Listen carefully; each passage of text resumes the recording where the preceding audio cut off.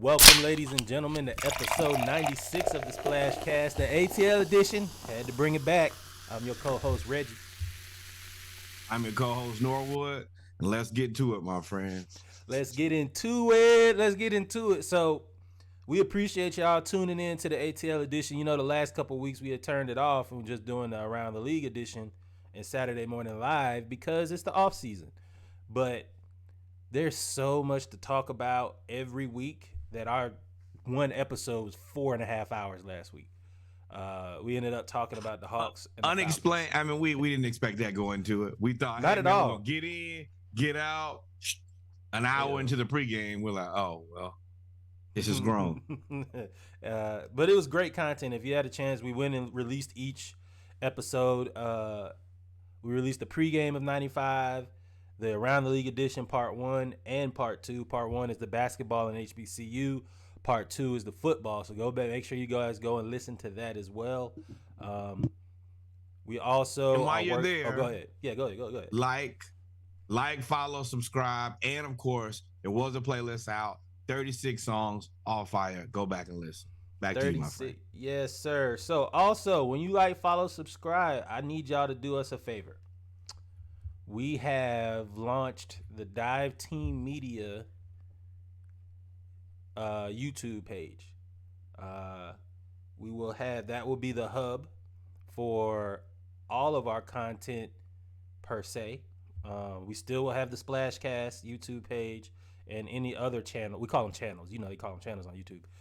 Any other channels will also be found on the Dive Team Media in the preferred featured channels list, so you can actually go and look at their channel as well. All part of the Dive Team Media network, giving voices to everybody and finding diamonds in the rough. So make sure y'all go and look for Dive Team Media on YouTube as well. That will be the hub for everything, like I said. All right, man. ATL pregame. I hadn't done like just a regular recording in so long, dog. I didn't do no countdown. I ain't do nothing. I just pressed record. No. I was like, all right, here we go. But we're gonna start off with I was like, all right, here we go. Normally in live, you know, you got the music play. Yeah. Ooh, shots. That was a shot. That was a 2005 shot. That was funny.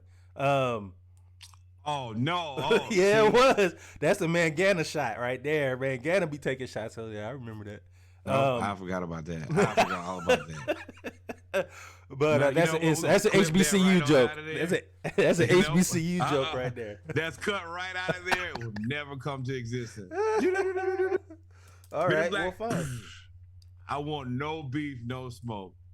But you know, the pregame, we try to talk about our baseball. Normally, we would talk about the Braves in the pregame of the Around the League, but we're going to give them their own section. So we'll talk about other pregame, other baseball this week, as well as a little bit of bowling. I didn't think bowling. Well, I always thought bowling was cool. Yeah, I was about to say, get out of there. Don't play yourself. No. Bowling was cool. I always thought it was cool. The celebrations, I really wasn't. There's not a lot of celebrations, but we saw one of the better celebrations. We'll talk about that when we get to it. Let's start out with baseball, man. So with baseball, my bad. We always talk about deferred payments. Baseball is one of the only, if not the only major sport in America that allows you to defer payments on your contracts so that you can it's basically setting up your own pension plan. The most famous, of course, is what? Bobby Bonilla Day. But he's not the only one. There's actually a bunch of... Oh, go ahead. He got 2 of those. Yeah, he has. I didn't know he had 2. He has 2 of them joints. But there's actually other athletes that have that contract as well. It's actually a very common practice. If you go back and listen, I think, to episode 83 of the pregame, we actually talked about that during Bobby Bonilla Day, and we talked about all of the players that get that payment. But one person that gets it is Ken Griffey Jr. Why am I bringing this up? Because deferred payments and contract renewals are normally shown as a way that the player was smart enough to see the future or have foresight, per se, and get a pension. So, for example, Ken Griffey Jr., he's going to have the third highest payroll on the Cincinnati Reds this year behind Joey Votto at $25 million, Will Myers at $6 million, and Ken Griffey Jr. at $3.6 million. That's foresight for Ken Griffey Jr. That's great. I don't know what are the Reds doing? This is criminal. I was waiting for you to get through the cool part of this so I can say that if Ken Griffey Jr. is the third highest paid player on your team, there are a few things I know about you. Your team is terrible.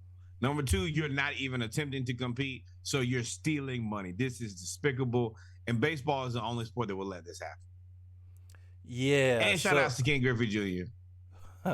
So we talked about other teams. I want to say I think it was the Cubs. No, it was the Pirates. The Pirates payroll, I think one person in baseball made more money than it was either it was the Oakland A's. After the Oakland A's traded their two players, it was one person in baseball that made more money. Like Aaron Judge made more money than the entire payroll of that team. To go from $25 million for Joey Votto, who is at the tail end of his career, he's about to retire soon. Will Myers, $6 million. I mean, cool. The rest of your team, there's normally 20 players on the roster, 15 to 20 players on an active roster for a baseball team. The rest of your team makes less than $3 million, $3.6 million. MLB needs a minimum salary cap. You have to spend at least this much money every year. How would you enforce Because it? otherwise you're just hoarding the money. I mean, you can't force me to spend money. I mean, they are hoarding the money. It is 100% hoarding the money. Basketball 100% has a minimum salary that you have to hit. For that reason. Because otherwise you're just taking all the money. You're like, well, I won't spend the money on anything. And they're not. Yeah, but Monty Jones actually did an excellent piece on this where he talks about how baseball is not forcing them to spend enough money, and their revenue sharing is basically just making these small franchises a ton of money each year, and they're not even attempting to play baseball. I mean, look at Oakland. Oakland was still playing on before the Raiders left. They were still playing on the Oakland Raiders field. They were still sharing the field. You know how long it's been since I've seen all of the teams have left Oakland, so. But I'm just saying in general, when was the last time you seen a baseball team play on a football field or a football team play on a baseball field that has the infield dirt on? That was in 2017. That's horrible. That is, there's no need for that. Nope. But I think they're also probably pretty concerned about the A's leaving Oakland and then Oakland having no sports. Well, yeah. I mean, it could happen. Warriors out of there. And yeah, the Raiders are in LA. No, excuse me, in Vegas. I don't know how long that Warriors move is gonna. I mean, that Warriors move will last. I feel like it's gonna be a Oakland, LA type deal where like the Raiders went from Oakland to LA to Oakland to LA to Oakland to LA. Oh, you think they would? Man, it's too much money. Where they ought to go back to Oakland. Well, I mean, when you talk about that, you talk about cost of living. I mean, that area is they're in San Francisco. The top three most expensive places to live. I want to say New York, LA, San Francisco is like number 3. So maybe number 2 because of Silicon Valley and all of that up there. So, I mean, it was a classist move, not classless, classist move. But this will be excellent to see how smart this move looks in like 10 years, considering where the economy is. It's gonna be funny. It's either it was gonna be the right move or we moved here and spent a lot of money that we could not afford. We'll see soon and very soon. Yeah. The question will be, what do you do when Steph leaves? Because that's the draw. You move there because Steph and Clay and that team bring in so much money. What do you do when he leaves? So I would assume that Bob, I mean, you think Steph leaving in the next 6 years? He's 34, 35. You think he's playing until he's 41? How long? How much longer look how long they're paying Chris Paul. Steph hadn't even got to the point where he's not the man on his team. Well, you're assuming that Steph also wants to play till he's 41. Chris Paul wants to play because He doesn't have a ring. Steph would want to play for the love of the game. He's literally done everything else you could possibly do in the game. He's led the league in scoring, MVP, championships, championship MVP, Yeah, All-Star but MVP, I might also want to put 3-point. that. I might want to put that thing on top of the refrigerator so y'all can never get to it too. Because it's as good as he is, it's gonna be some guys that's trying to Put what go thing for on top? You talking everything about that the he 3-point has. record? Yeah. Well, I mean, the evolution of the game will dictate that. I think eventually somebody's gonna get to it. Especially now that you can go to the G League and play in the G League at like 16. So like you can go there and play, and then you could go to the league and play in the league at 18. All of a sudden, if you're a 3-point shooter, I mean, Those G League stats don't count for your. no. But I'm saying you get to start earlier. Okay. You start a lot earlier. Okay. You get you get professional. I was like, bro, you go to the G League. You get professional training at 16. Instead of playing high school ball, you playing against grown men, right? So that's what I'm saying. Eventually, the evolution of the body will catch up to the record, is what I'm saying. Yeah. But to circle back to this deferred payments, the reason I brought this up is because not all the time do deferred payments and contract renewals work for the player, or the player has to ask for that. Sometimes there's some good that comes of these from the organizational standpoint. What am I talking about? What's his name? Toles. Golly, Andrew Toles. He struggled with mental health issues. He was playing well, and then he had some issues, and then from there it's kind of very similar to the Delonte West story, where it looked very promising for a very long time, and then after that he just could never get it back together. But the Dodgers have supported him, and they continue to re-sign him every year so that he can have health care, etc. Yeah, he suffers from bipolar schizophrenia, is what it is. And he was the starting outfielder for the Dodgers, as you can see. And I mean, this isn't 10 years ago. This is in the height of their run, and he was really good. And he ended up leaving the Dodgers in 2019. But as a result, after being diagnosed with bipolar disorder and schizophrenia, he was arrested as a result of all of those mental issues, sleeping in the airport, trespassing, etc.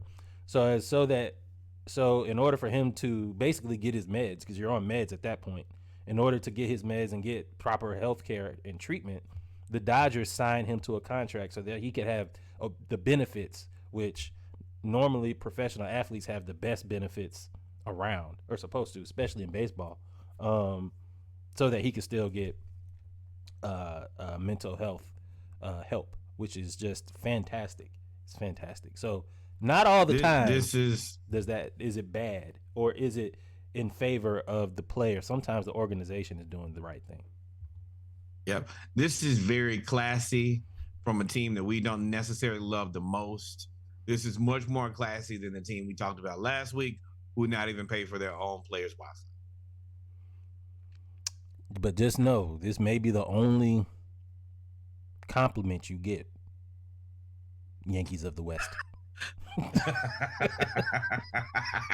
Just want to let y'all know that might be it. The skepticism in Reggie's face as he gave that compliment. You better take this. You better go about all you gonna get. You know what's good for you. Yes, sir. So staying in softball.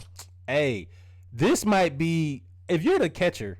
So a player's coming around third. For those that are listening, in softball, they're playing chicken at the plate. She jukes her by telling her, "Hey, look over there," and then dove in between the catcher's legs and tagged the plate and was safe. If you're the catcher, you have to be. Word. Oh yeah. If you were the catcher, you definitely have lost your spot. Hey, give me that thing to come over. Give me your helmet. Give me your pads. Go ahead. You're a trainer now.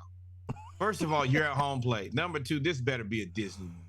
I tell you, this is the only place where this level of storyline happens. You did the look over there and it worked. You got to be kidding me. And if this is real, hey man, the best thing I can tell you is just stay in school. So I was trying to find a way to shoot the catcher some bail. Like, I know in the midst of battle, when you're playing, especially Accountability only. in high school, because this looks like high school. You know, in the heat of the moment, you got a lot going on. But let's examine this video real quick. Girl that scored is coming around third. She tells the catcher to look down first. The person at first is already there. Why would you even look over there? I can't even believe that worked. At first, as long as she been at home plate, it ain't nothing there. It's air over there, ma'am. This is you just unfortunately you'll be going professional in something else. Damn, this is bad. If we're gonna teach kids anything through sports, we're gonna teach accountability. This is unacceptable. Yeah. I got two questions for you on this. As the parent of the catcher, what do you say? You know she's distraught if they lose this game. She's distraught in the car. Distraught. What do you say? What is the right thing to say is what my family gonna say. It's two different questions. What do you say? I asked one question. I said, what do you say? What did you see? I mean, the girl told you to look over there. At least tell me what you saw. That's the correct answer. The correct answer, when you don't know anything to say and you have nothing good to say, but you have to say something, the best thing you can do is ask a question. So I'd be like, what was going through your mind? What did you see? No, I want to know. No, it's too late now. When the girl told you to look over there and you looked, tell me what you saw over there. Tell me. I want you to describe whatever you looked at. Because you was at home plate where we're all trying to get to. The girl told you to look somewhere else. All I can ask this for is a description of what you saw. My career leaving. Nah. Our chances of winning this game running away from us. That's what I saw over there, Coach. So all you got, just laugh about it. At that point, your teammates. This is my last point. This mistake is so bad, your teammates probably won't even say nothing to you. Like that one teammate that might just like be mad, yell, but everybody else is gonna be like, man, what the fuck? Like, and that's all you can say. Like, damn, it happened. Ain't no point. But now, this is fire. This is, and we're gonna talk about it for those that are listening and not watching. There's a women's professional bowling league. One of the bowlers did the equivalent of the Steph Curry walk away 3-pointer. She threw the ball down the lane, turned around, act like she threw a grenade, covered her ears, and waited for the sound of the strike. That's so much sauce. Number one, you don't remember, this used to be an old football celebration where they would do it. Throw the grenade and then all the players would follow. Yeah. I think she took it to another level with the pins, though. And on top of that, like, she knew it. She's not looking at the pins. Steph Curry, she walked off. That's sick. That's we tough. need more of this in bowling. Yo, you win. So this is, you know what this reminds me of? What's the guy that just retired from bowling? He made it famous. Oh yeah, you're not. Who do you think you are? I am. Who do you think you are? I am. Like, to me, that was the best. That's the best celebration in bowling. I think that took bowling's popularity up in probably bowling, 30 to 45%. Man, I don't know if I've heard better shit talk. Period. He transcends all sports. But yeah, because I mean, he won an ESPY for that, I believe. But later on, this grenade toss, I'm gonna do this in bowling. I have to actually look at the pins though. Like, I have to make sure that the ball is gonna throw a strike. I can't just bowl the ball and turn around. That's the part about that's so difficult is if you don't knock all the pins over, you look like an idiot. I want to. The only thing I want to know is the utmost faith. The only thing I want to. You know who you look like? What's his name? Nick that used to play for the Lakers. Nick Young.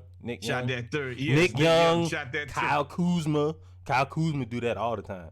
They both got the same amount of sense too, boy. Both was on the same team at the same time. Yeah. But You know, this is great. And I also want to know, did she do this in a match?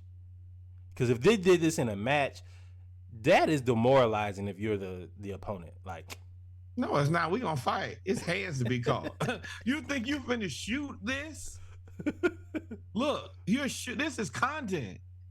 bow. You think you finna trick shot masters me while we're mid tournament? While I'm whooping your ass. Yep. All That's right, what Steph you do do. that again. I'm gonna hit you with that bowling ball gonna be what hit you upside your head since you're not looking anyway.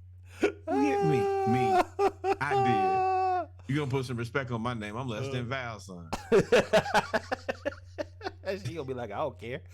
Oh man, but ladies and gentlemen, you're right. She's smoking my boots. Yeah, at that point, the score is probably 280 to 50.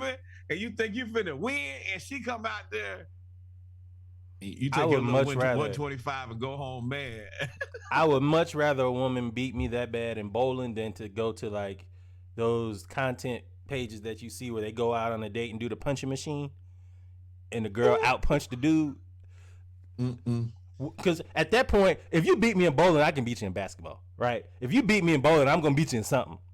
If you out punch me at the punching machine, I got a bad shoulder anyway. I'm not doing the punching machine. like what you gonna do? Nope. Obviously, she know how to fight and hit hard. If she hit harder than you, hey man. Nope. If I'm punching somebody, it's because I have to. Yeah. Well, ladies and gentlemen, we come to the end of the pregame. See what happens when we break it up into 2 episodes. Pregame isn't an hour long. It's only 22 minutes. With that being said, we are going to take a quick break, and we'll be right back. Y'all stay tuned. Go ahead, and if you are listening to the recording of this, make sure you go like, follow, subscribe everywhere. Like this video, man. Share it on all your social medias as well. And then go listen to the ATL edition. It's already out. Appreciate y'all.